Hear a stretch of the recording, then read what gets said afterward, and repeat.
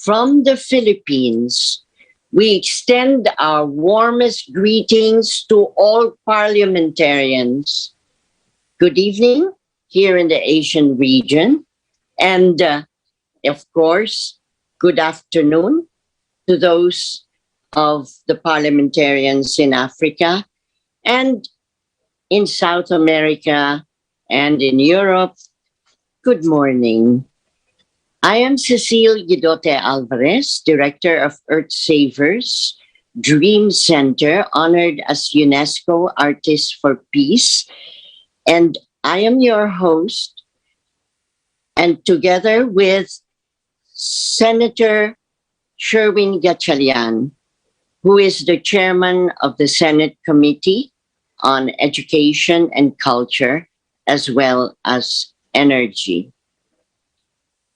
We are celebrating International Day of Parliamentarians, proclaimed by the United Nations to highlight the efforts of parliamentarians for democratic governance.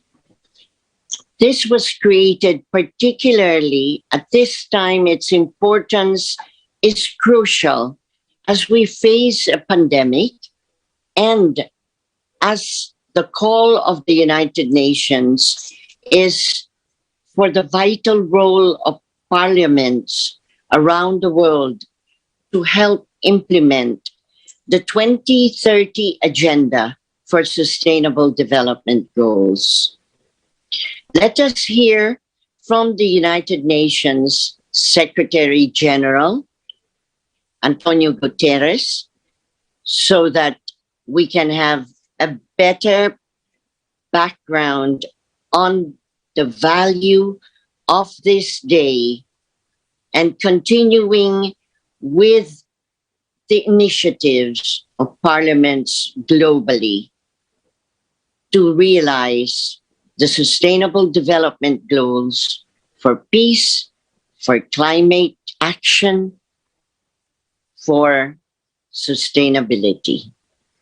The International Day of Parliamentarism is a timely occasion to honor the pivotal role of parliaments in giving people a voice and influence to shape policy.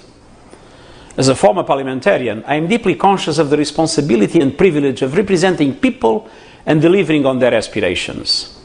Parliaments have a special duty to advance human rights and promote sustainable development. More than ever, the COVID-19 pandemic reminds us of these vital tasks.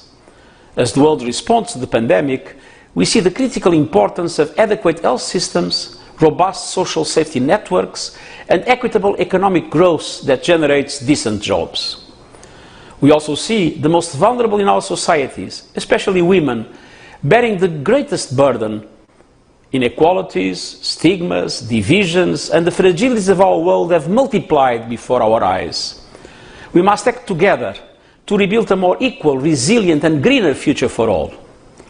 I urge national parliaments everywhere to play their full part in advancing sustainable, inclusive responses.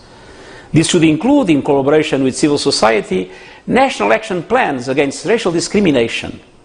At the same time, let's remember that no nation can succeed on its own.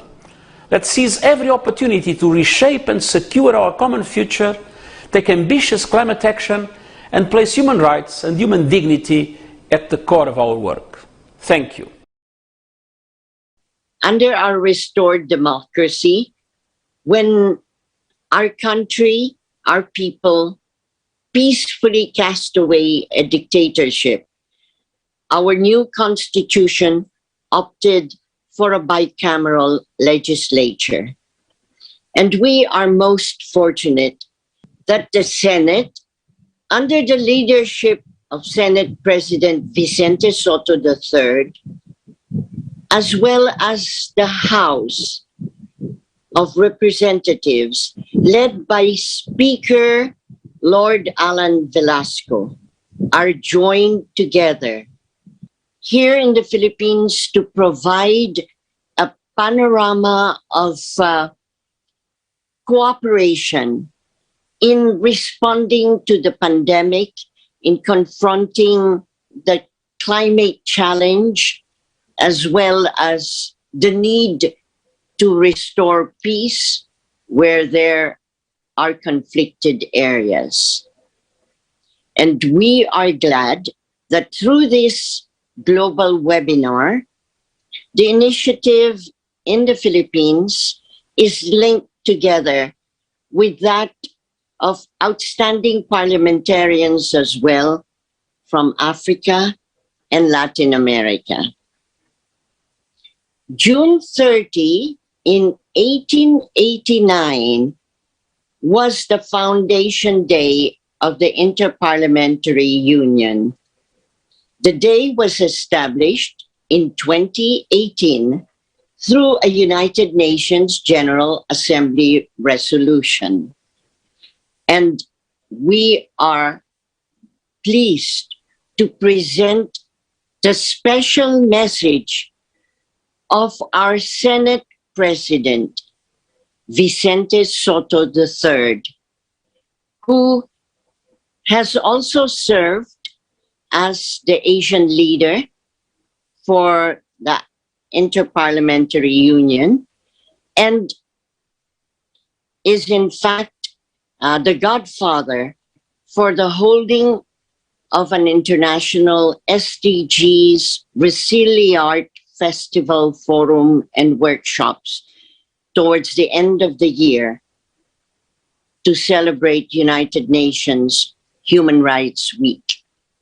Senate President Soto presents the strong initiatives to respond to the stressful time of the pandemic and the action undertaken by our Senate. The greatest responsibility to help lead our nation to safety and recovery, away from the disastrous effect of the COVID-19 pandemic. All around the world, every nation is fighting hard to keep themselves afloat and acted swiftly to address the various health and economic issues brought about by the pandemic. Global best practices have been shared and adopted from treatments, medical protocols, research, safety and isolation protocols, vaccination rollouts, and many other resources to save lives and stop the death count, which is 3,709,397 as of June 5, 2021. To our fellow parliamentarians around the world, our heartfelt felicitations to all the hard work and dedication that you are doing to address this crisis. Our role as the steady hand that provides the policy framework to support government's emergency efforts through the efficient passage of laws and ensuring the proper appropriation of funds to address the pandemic is a crucial task.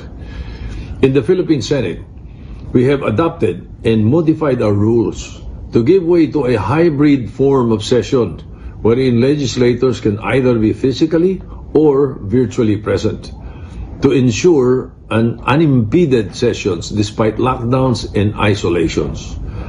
At the height of the pandemic, we were able to timely pass laws that will address the urgent needs of the government. Bayanihan, as we call it, or United Efforts to Heal as One Act, and Bayanihan, United Efforts to Recover as One Act were passed. These laws aims to support the medical needs of the country, provide support for the health workers, give financial aid for displaced workers, provide economic stimulus packages to boost the economy, and other assistance to mitigate the impact of the pandemic. Also, we were able to conduct hearings in aid of legislation to ensure that an efficient and proper vaccine procurement and rollout plan is in place. This resulted in the passing of the COVID-19 Vaccination Program Act of 2021. As we continue to fight this battle, we are learning more and more from each other's best practices, and together we will be able to fulfill our mandates stronger than ever, despite the enormous demand brought about by COVID-19. We in the Philippine Senate would like to convey our thoughts and prayers to every parliamentarians globally.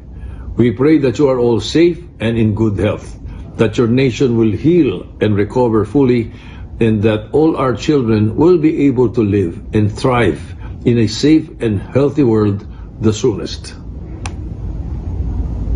Senator Soto and the Philippine Senate focused to help on the pandemic problem by responding to the government's effort for an effective rollout in the vaccination projects, even on its funding.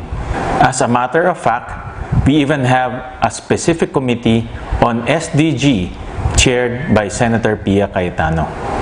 The vigorous response in the Senate in this time of pandemic is paralleled by the agenda of initiatives undertaken as well by the House of Representatives, led by Speaker Lord Alan Velasco.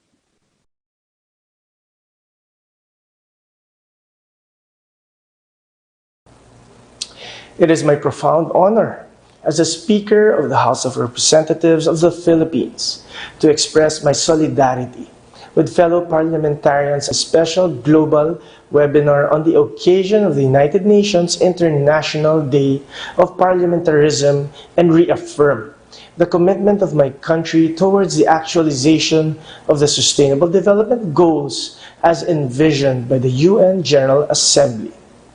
76 years after the end of the last World War, we find ourselves at the forefront of another worldwide threat, that of the COVID-19 pandemic. Today, as we virtually join hands as parliamentarians, we have realized that we need to get our act together, that we need peace, unity, respect for human rights, climate action, and sustainable development to arrest this persistent global threat. There is still so much work to be done by individual states and the UN working together. The attainment of the SDG goals remains the collaborative effort of all states for the benefit of all nations. It behooves the developed nations to assist the developing nations achieve their SDG goals, particularly during this time of crisis. In the Philippine House of Representatives, the two Bayanihan laws and a proposed third version are the primary legislative pandemic social response measures, which have had direct benefits for the labor and business sectors. We have also approved measures that authorize the President to suspend the hikes in premiums of Social Security in times of national emergency. We have also passed the Corporate Recovery and Tax Incentives for Enterprises Act to lower the corporate income tax of corporations, big or small. The Philippine House of Representatives also believes that vaccination holds the key for our economic recovery.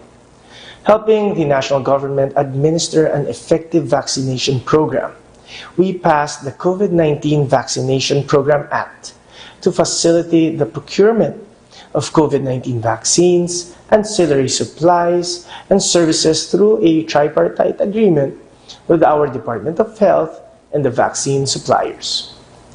With the proper parliamentary support, policies, programs, and with just the adequate government intervention required in a free market, I am certain that our respective countries can move towards national recovery and progress post-COVID-19. We hope that through international support, coordination, and cooperation, we could all expect a brighter and more sustainable future for the succeeding generations.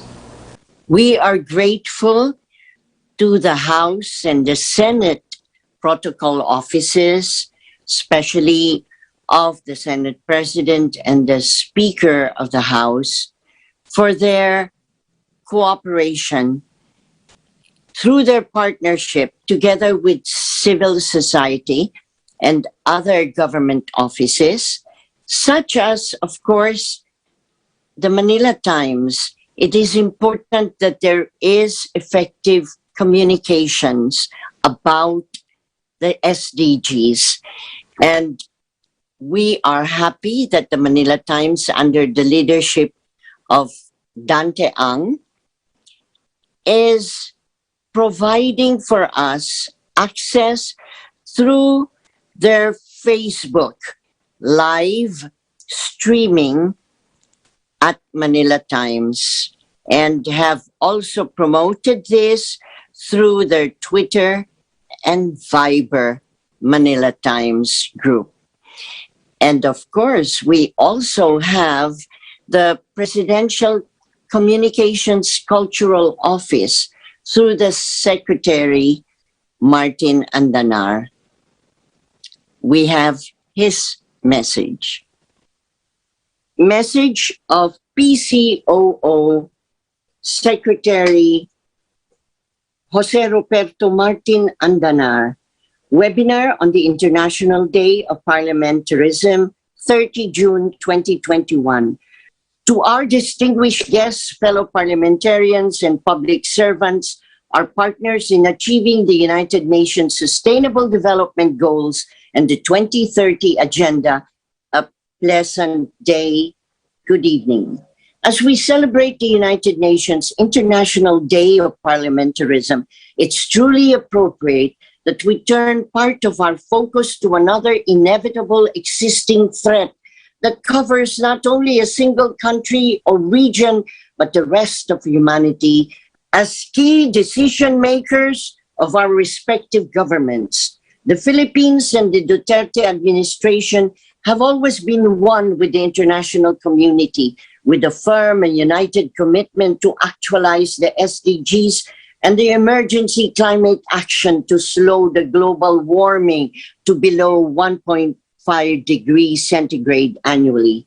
Our complete and utmost support on the webinar in Parliamentarism reflects as well our commitment and dedication to promote the organization of the International SDGs Resiliart Festival Forum workshops under UNESCO's patronage this year, 2021, in the Philippines.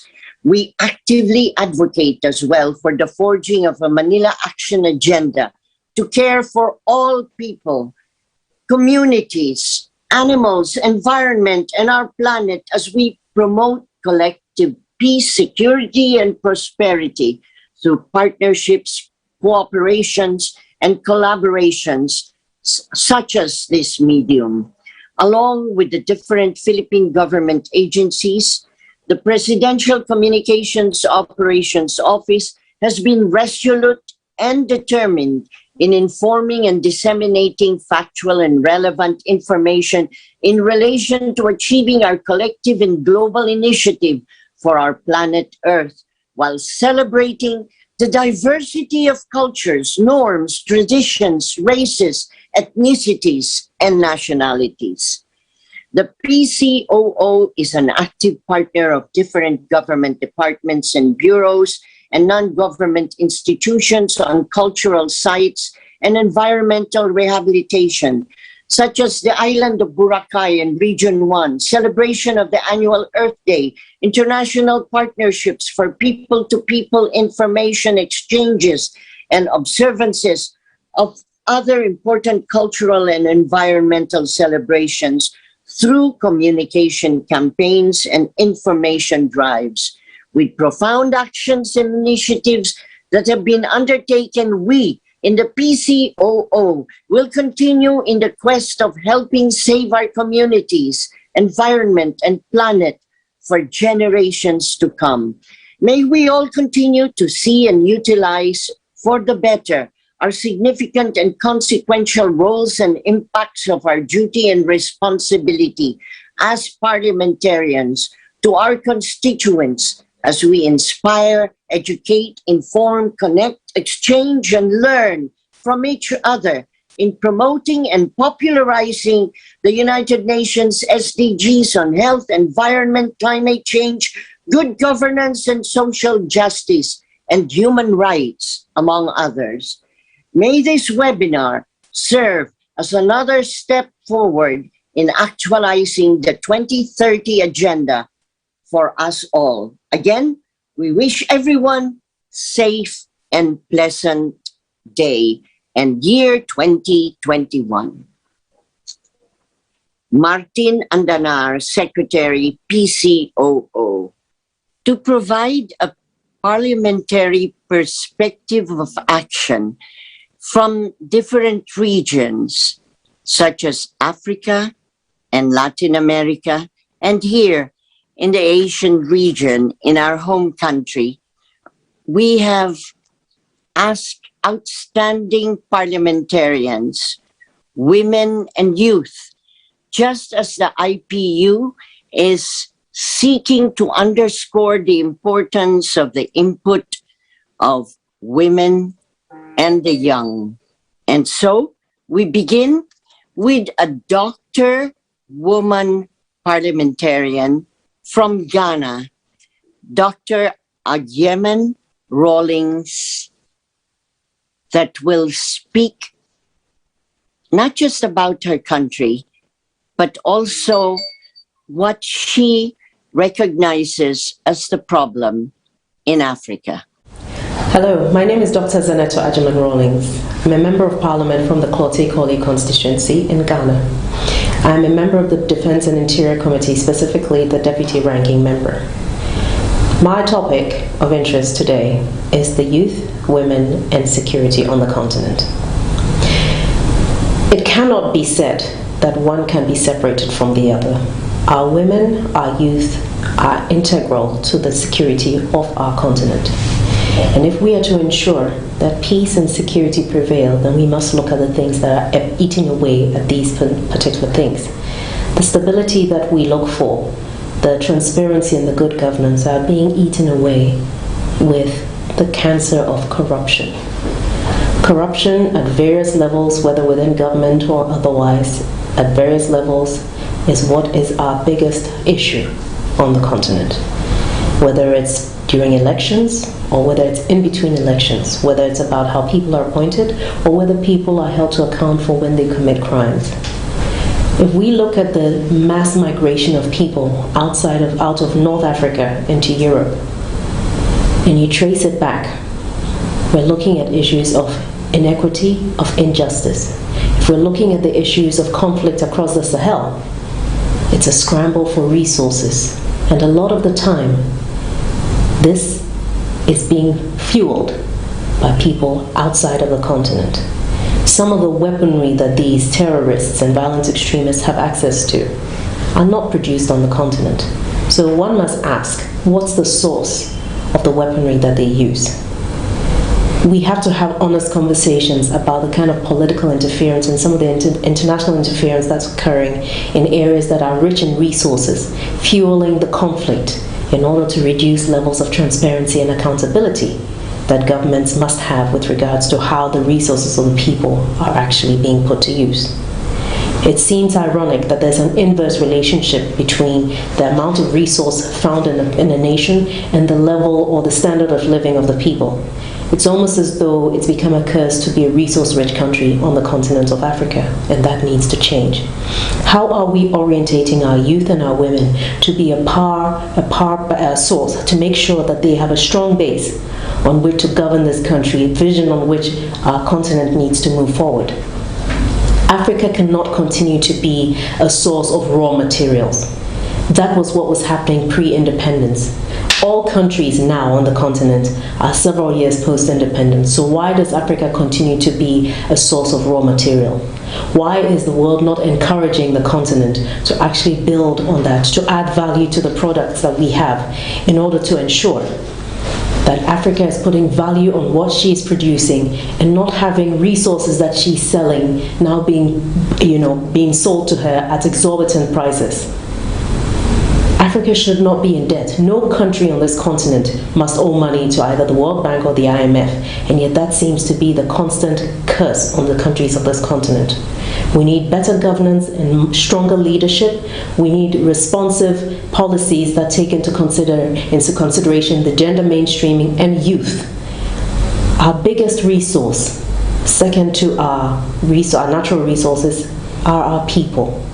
We have people who are adaptable, who are strong, but most of all, who are in the majority youthful, which means that they have the capacity to build on what we have. We had freedom fighters who built something for our various countries, and now we are post the colonial stage. We have to build on what was done before, and our education is key. Education of our youth must be in accordance with what the needs are on the continent. What the vision is for our continent, where we wish to go, must determine the kind of curricula that we put our children through. And education is not simply about reading and writing, it's about that expansive way of thinking, critical thinking, forward thinking, and thinking that's taking into consideration who we are, that authenticity that says that there's an African way of doing things. And within the African way of doing things, there are ethnic ways of doing things which we incorporate into what we do to bring out the best in ourselves as a continent. If this continent is to move forward, we need to empower our youth and our women. And it's not just about the rhetoric, it's about responsive policies. Gender mainstreaming must truly be responsive. It must truly cut across, whether it's in the political parties and the selection process of who gets to represent, or whether it's in the corporate world about who climbs up the ladder. All of these are important with regards to how we want to get our countries moving forward on the continent. There are so many opportunities, and it mustn't be a case of only other people coming onto the continent that succeed. We must make the resources available and opportunities there. We must build the capacity of our women and our children to ensure that they are competitive within the market, not just in Ghana, not just across the continent, but across the world. On this occasion of International Parliamentary Day, it is the hope that as we join forces, as we create a network across our various countries, we can bring to bear the knowledge that we've got, the experiences with one another, to enrich the laws and the policies in our various countries, to make sure that we leave a mark and we build on something that the rest of the generation can come and inherit and build on further. I wish you a wonderful day. Thank you so much. God bless. What they experience in Africa, as stated by Senator Rawlings, in terms of the curse of corruption, is also what we experience here. For the Caribbean Latin American region, we have a distinguished lawyer, woman parliamentarian from Colombia, Senator Paloma Valencia, concerned about the environment. Hello, my name is Paloma Valencia. I'm a senator of Colombia. Greetings to you all in the International Day of the Parliamentarism. I am very honored to be part of this meeting. I want to tell you about one of my passions, the environment. Colombia is one of the most biodiverse countries in all the world. Some said is the second biggest in number of species of all our planet. Probably is due to our geographical position, which lead us to have two oceans, the Pacific and the Atlantic. We also have the Andes that give us a variety of weathers and climates.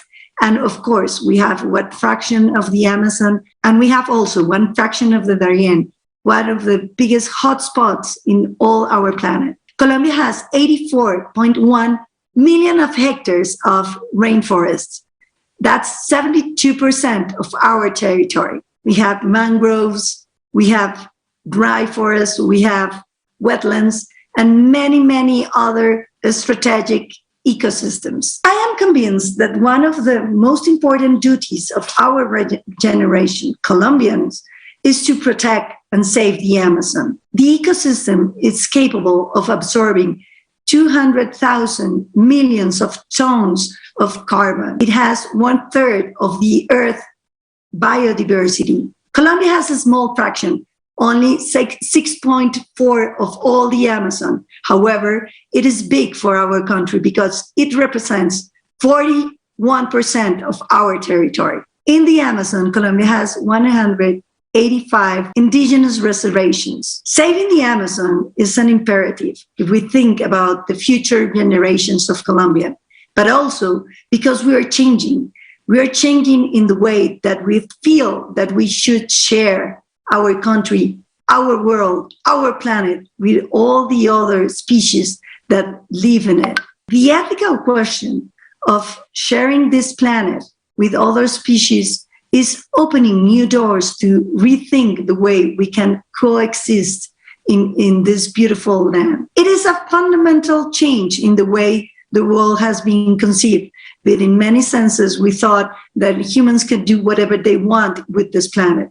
But now we think about all the other species and we feel that they have the right to be here, to share with us this beautiful planet. We should limit all our harmful behaviors so we can show respect for the rest of the species that co-live in this planet. That's the case of the fight against global warming, which has been acknowledged and defined many years ago, and however, yet the results are lower than our expectations. Almost 1 million of inhabitants live in the Colombian Amazon, and they live in very poor conditions.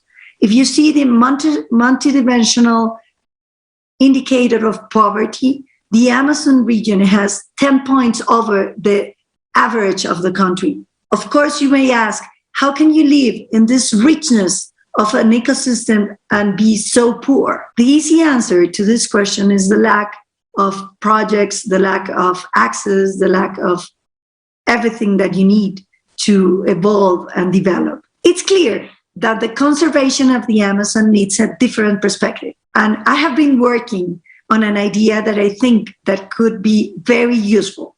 If we use the royalties of mining and oil to pay the people in the forest to take care of it, to live with it, to preserve it, we could have a good deal.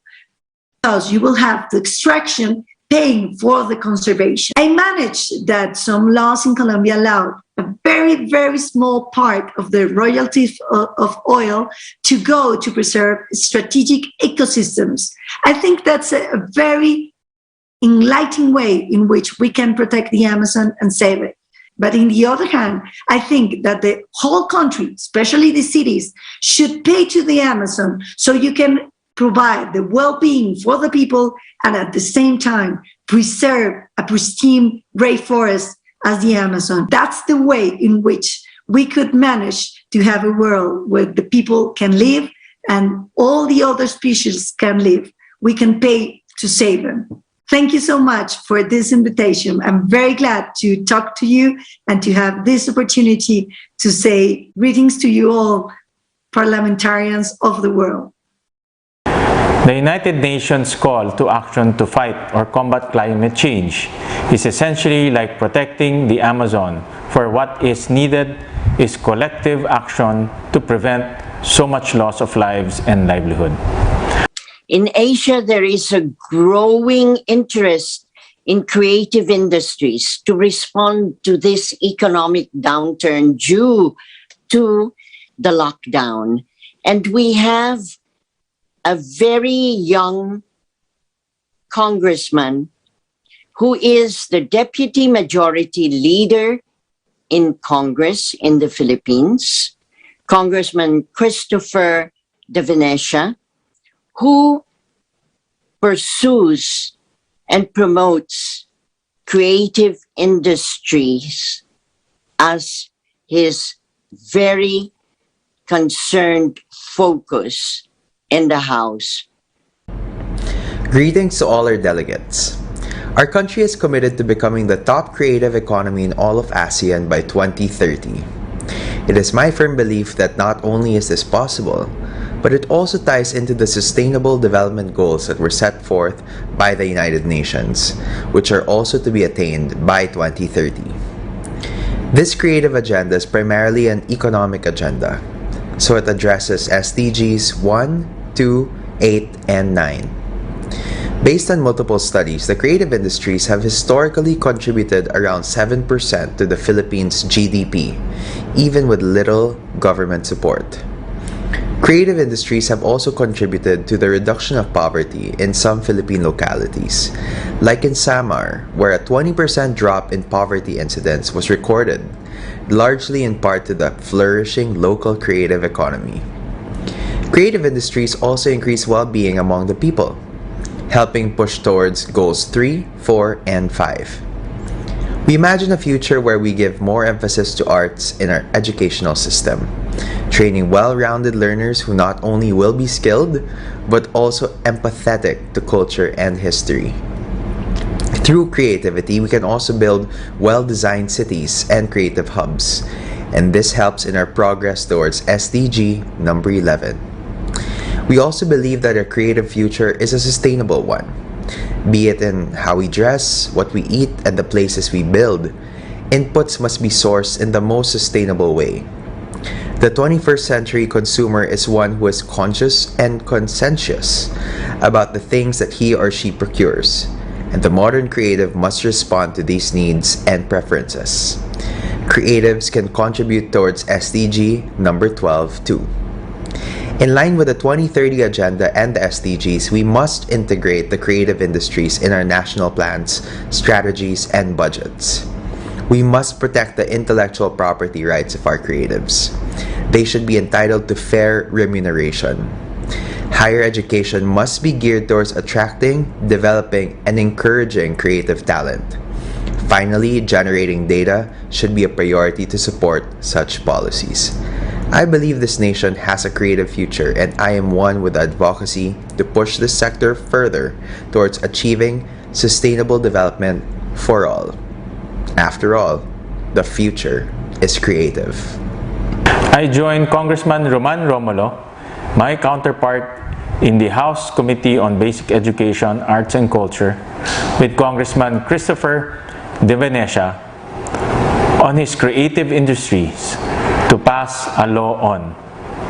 The organizing committee for this global webinar to celebrate the International Parliamentarism Day declared by the United Nations is composed of the Philippine Center of the International Theatre Institute and, of course, the Social Change Network of the ITI, led from the Philippines, with the South-South Cooperation Council that is linked with the Colombian ITI Center.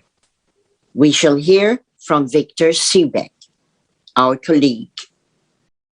I'm very pleased to be associated with this important program on the International Day of Parliamentarians as chairman of South-South Cooperation Council, but also vice president of the Social Change Network of ITI and co-president of the Colombian Center of ITI. As the Secretary General of the UN has said, it is so important to listen to parliamentarians because they are, after all, voice of the people.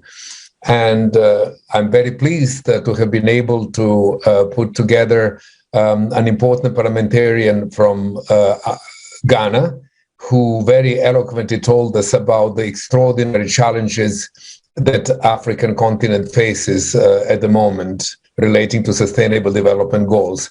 And also where the senator from Colombia told us about the challenges facing the Amazon, the lungs of the planet. This is particularly important because this exercise is geared towards preparation of a very important festival and forum, which our host, Cecile Guidote Alvarez, is organizing in the Senate of the Philippines towards the end of the year, in which we will popularize the Sustainable Development Goals, which of course are the absolute principal column of the United Nations system. So we very much hope that this particular webinar will contribute as an important preparatory step towards the Manila Festival and Forum. We wish to thank all of our panelists and especially, of course, our leadership in our bicameral legislature, Senate President Vicente Soto III and House Speaker Lord Alan Velasco, so that we can contribute to profiling the resolution adopted by the General Assembly for interaction between the United Nations, national parliaments, and the International Parliamentary Union, which is auspiciously headed as well by another outstanding Portuguese parliamentarian, Duarte Pacheco of Portugal. And we would also like to conclude, as you have heard, that there is as well as stress the importance of the cultural dimension in executing the Sustainable Development Goals, we would like to end with a special song of unity, as both the Senate President and the House Speaker has stressed the necessity of unity, the collective action that is called for by the Secretary General, and the need for everybody's collaboration, sense of kinship and solidarity, so that we can win this war against the COVID pandemic that is aggravated by climate catastrophes, armed conflict, and economic depression. We can overcome through unity, and we would like to share a special song, Magkaisa, Join Hands, Be Together. It's a special song composed by our Senate President. We call him Tito Soto as an artist-composer, and sung by a young singer at that time, when we showed to the world that together in unity we can overcome any difficulties. We can promote democratic governance as we restored our democracy in the Philippines. Magkaisa, togetherness, unity, collective action. And this is also a salute to all parliamentarians. Our own president of the International Theatre Institute Philippine Center was a former parliamentarian, Joey Lina, as well as the Earth Savers, which was founded by another parliamentarian environmentalist, the late Senator Gerson Alvarez.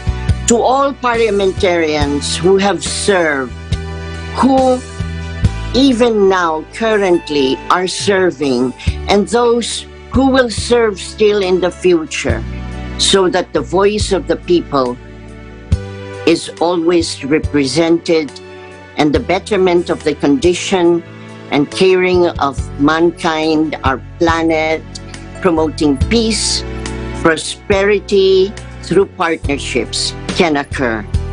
Magkaisa by Tito Soto, sung by Verna Lisi, a song for unity. And we can overcome.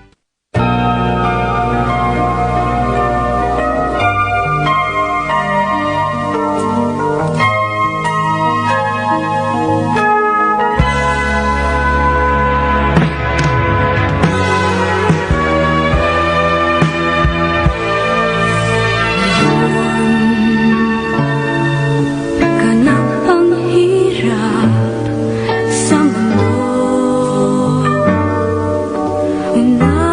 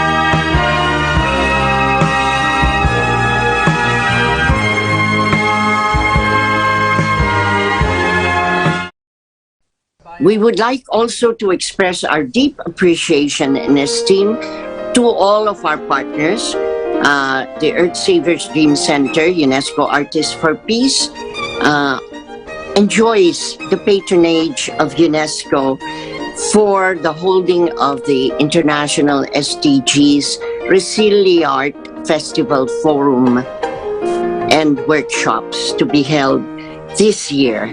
And what is important is also to thank the leadership of the Congress, particularly the Senate President Tito Soto, for the support for our event, this important honor to promote health and well-being, peace and climate justice through the actualization of the Sustainable Development Goals. We would like to thank our partners, besides, of course, the Senate, the City of Manila, under the leadership of Mayor Isko Moreno, as well as NCCA, which is chaired by Nick Lizaso, and all of our other partners like the Social Change or Network of the ITI, and the ITI is headed by the Director General Tobias Bianconi. We also like to thank the South-South Cooperation Council, which is part of our ITI Social Change Network and co-president of the ITI Colombian Center. We would like to thank everyone in our creative team that has made this possible so that we can contribute, salute, and encourage the action, the collective action of parliaments throughout the world for democratic governance. We'd like to thank our co-host, Senator Sherwin Gatchalian, who chairs the Committee on Education, Culture, and Energy in the Senate, as joining us to promote our webinars here in the Philippines, but links up with our partners throughout the world, our special guests, parliamentarians from Ghana and Colombia. Thank you. This has been your host, Cecile Guidote Alvarez, in the name of the Philippine ITI Center and the Earth Savers. We'd like to really extend our appreciation to all of you all over the world listening, watching on Facebook, especially through the partnership of Manila Times in their various media platforms, streaming us live at their Facebook, Manila Times Online. Of course, we'd like to thank as well our partners in bringing to you Monday to Friday, late in the evening, drama, music, poetry, cultural, social news, and on Sundays at 6 o'clock in the evening, our dialogue and storytelling on political, social, and cultural educational issues. This is what we call our creative classroom on the air, and we thank Mapicon Herbal-Based Insecticide Tesoros, House of Native Arts and Crafts, as well as Cazuela Spanish Colonial Cuisine Restaurant in UP Teachers Village, Quezon City, 4 Maginhawa Street. And we would also encourage you to contact info@abacussolutions.ph for your social media needs. And we thank our technical production team, headed by Salvador Bong Moyar, Executive Assistant Susan Claudio, Hexalon Alvarez, Earth Savers National Youth Director, and our technical team, editing team, Dalton Lambrano from Colombia, Rachel Padua from Pixel Arts Media, Reinvigorated. And we'd like again to thank the staff of Senator President Tito Soto and House Speaker Lord Alan Velasco for this particular global webinar emanating from the Philippines. Saludos to all parliamentarians. May God bless us all. Keep safe and mabuhay.